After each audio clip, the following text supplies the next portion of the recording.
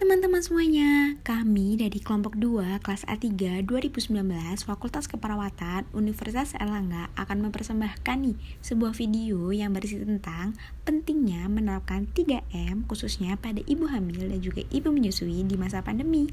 Simak videonya sampai akhir ya. Selamat menonton.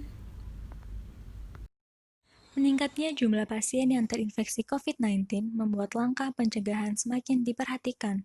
Salah satunya pada kelompok ibu hamil dan ibu menyusui yang rentan terinfeksi penyakit akibat perubahan hormonal, sehingga secara otomatis daya tahan tubuh mereka lebih rendah. Dr. Ulul Albab, spesialis obstetri dan ginekologi, Sekretaris Jenderal Perhimpunan Obstetri dan Ginekologi Indonesia Jakarta Raya, atau yang disebut POGI Jaya, mengatakan ibu hamil, ibu menyusui, dan bayi berisiko utama terinfeksi virus COVID-19. Maka dari itu, perlu diwaspadai dengan lebih meningkatkan imunitas tubuh.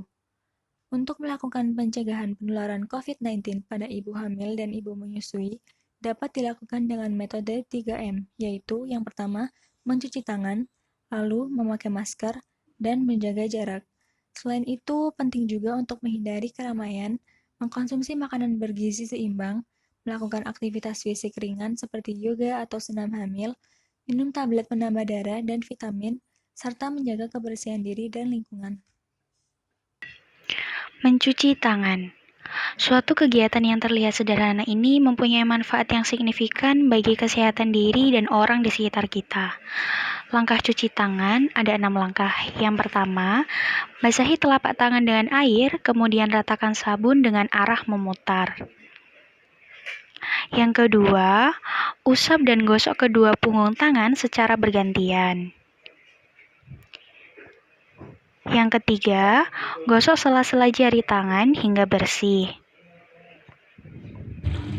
Dan yang keempat, gosok punggung jari secara bergantian dengan posisi saling mengunci. Yang kelima, putar dan gosok kedua ibu jari secara bergantian.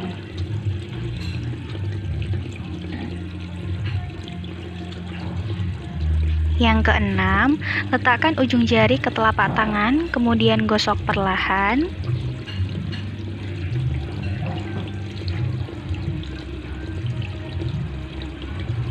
Bilas dengan air bersih.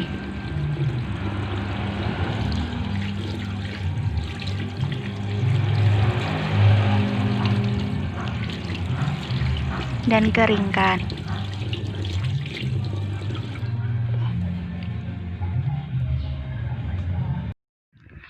Tahukah kalian waktu yang tepat untuk mencuci tangan bagi ibu hamil? Waktu yang tepat untuk mencuci tangan bagi ibu hamil yaitu pada saat 1. Setelah kegiatan di luar rumah. 2. Sebelum makan dan setelah makan.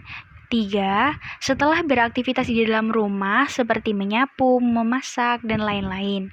4. Setelah buang air besar dan buang air kecil. 5. Setelah memegang hewan peliharaan. 6. Setelah merawat orang yang sakit. 7. Setelah bersin dan batuk. Dan yang ke-8, setelah menyentuh sampah. Sedangkan untuk ibu menyusui, kapan waktu yang tepat untuk cuci tangan? Untuk waktunya sama dengan ibu hamil, tetapi ada tambahan yaitu pada saat 1. Setiap kali akan menyentuh bayi. 2. Sebelum dan sesudah mengganti popok bayi. 3. Sebelum memasak maupun membuat makanan untuk bayi. 4. Sebelum menyusui. Dan yang kelima, sebelum memandikan dan mengganti baju bayi. Biasakan cuci tangan mulai dari sekarang ya.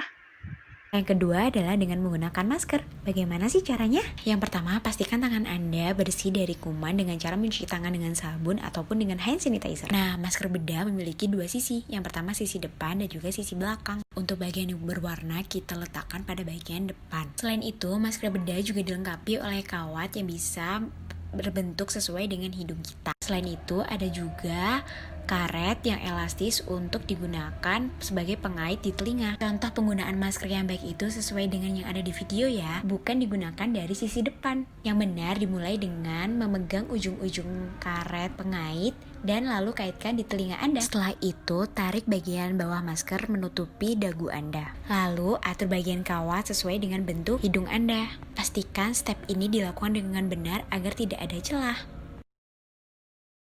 Pada saat akan melepaskan masker, jangan sekali-sekali menyentuh bagian depan masker. Melepaskannya yakni dengan melepas ujung pengait masker pada telinga. Jangan pernah menurunkan masker kalian ke dagu kalian ya. Kita juga ada tips yang kedua nih untuk para hijaber, karena sering terjadi kesusahan menggunakan masker langsung ke telinga.